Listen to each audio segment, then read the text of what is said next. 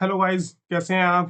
तो दोस्तों, ये हमारी फोर्थ वीडियो होगी रिएक्ट की ट्यूटोरियल्स की। इसमें हम देखेंगे कि हम अपना हेलो वर्ल्ड कैसे लिख सकते हैं, किस फाइल में हमारा को लिखना होता है, क्या हमारा कोड फ्लो होता है, या फाइल कहाँ से एग्जीक्यूट होती है, वो सब लिखेंगे और एकदम बिल्कुल फ्रेश कोड लिखेंगे और कंपोनेंट बनाना मैं आपको उसके में सिखाने वाला हूँ। तो चलिए दोस्तों, देखते हैं और समझते हैं कि कैसे स्टार्ट कर सकते हैं। तो गाइस, अब हम अपना कंप्यूटर स्क्रीन पर, और सबसे पहले हम अपना स्लाइड चेक कर लेते हैं कि हमको स्लाइड्स में क्या क्या पढ़ना है आज। तो आज हम अपना हेलो वर्ल्ड प्रोग्राम लिखेंगे, जिसके अंदर हम अपना स्टार्ट करेंगे कि हमारे को कोड कहाँ से लिखना होता है, कौन सी फाइल में हमारे को कोड लिखना होता है, का रिएक्ट के ऐप का कोड फ्लो क्या होता है। रिएक्ट में हम जो करेंगे ऐप डॉट जेएसएक्स, जहाँ पे हमारा कोड लिखते हैं, वहां से हम सारा कोड हटाकर और एकदम न्यू फ्रेश कोड लिखेंगे और एक न्यू फाइल बनाकर चेक करेंगे कि कंपोनेंट कैसे बनाते हैं या फाइल कैसे बनाते हैं। ठीक है, तो ये हमारे पास पिछला रिएक्ट का कोड था, जिस ऐप में हमने पिछली बार काम किया था, उसी को मैं कंटिन्यू कर रहा हूँ। ठीक है, तो सबसे पहले हम इसका ना फ्लो चेक कर लेते हैं कि हम इसको फ्लो क्या होता है, इसका रिएक्ट के ऐप का फ्लो।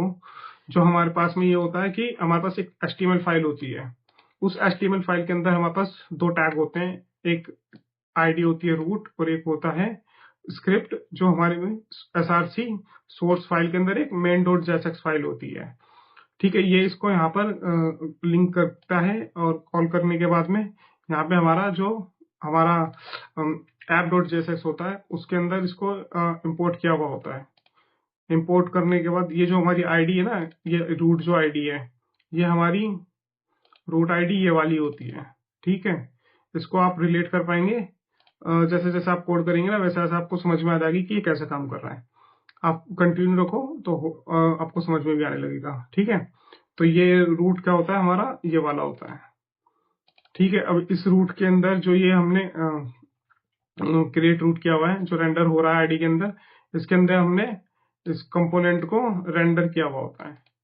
ठीक है, जो भी कुछ इस कंपोनेंट के अंदर हम लिखते हैं, वो सारा का सारा कोड हमारे को प्रिंट होता है, शो होता है, और ये हमने यहाँ पे इसको इंपोर्ट किया हुआ है। ठीक है, इस तरह से हमारा और जो ये हमारी जो ये है डॉट जेएसएक्स फाइल है, ये वाली ऐप वाली, ये हमारी यहाँ पर मेन फाइल होती है, जिसके अंदर हम कोड करते हैं, और पूरा का पूरा कोड यहाँ पर हमारे पास में रूट के अंदर आ जाता है।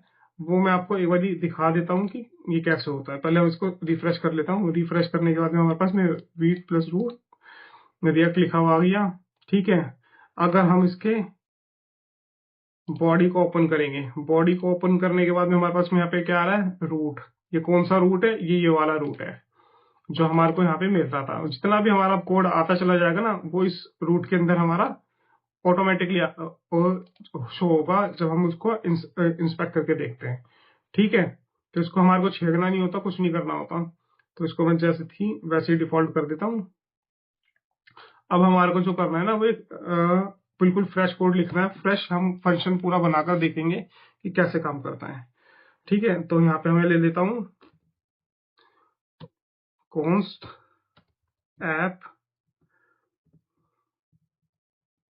ये हम जो ले रहे हैं ना, वो ये जो एरो फंक्शन है, वो हमारा ES6 का फंक्शन है। ठीक है, तो इसको मैंने लिया यहाँ पे।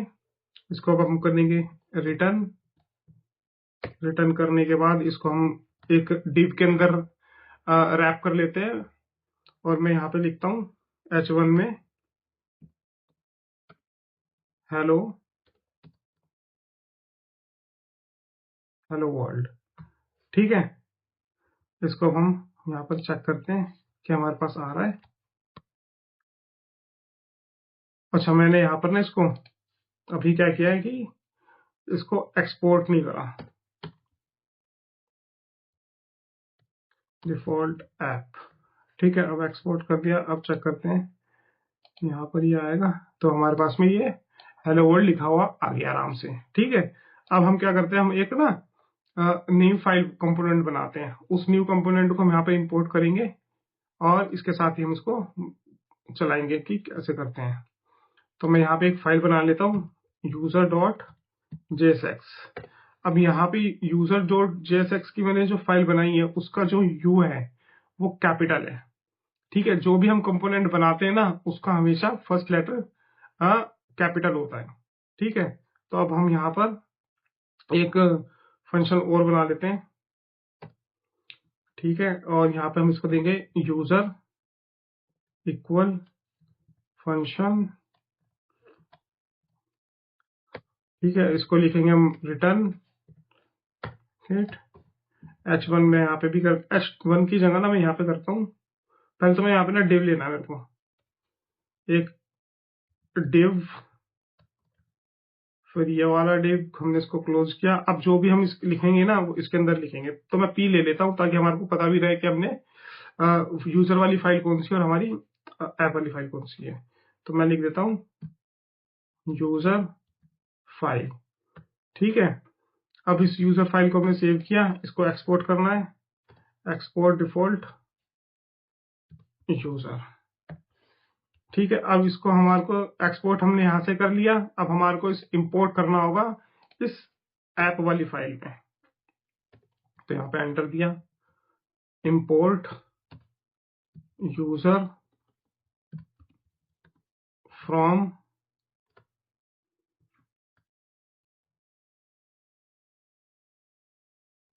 यूजर। ठीक है, ये ऑटोमेटिकली यहाँ पर आ गया है और इसको अब मैं यहाँ पर करता हूं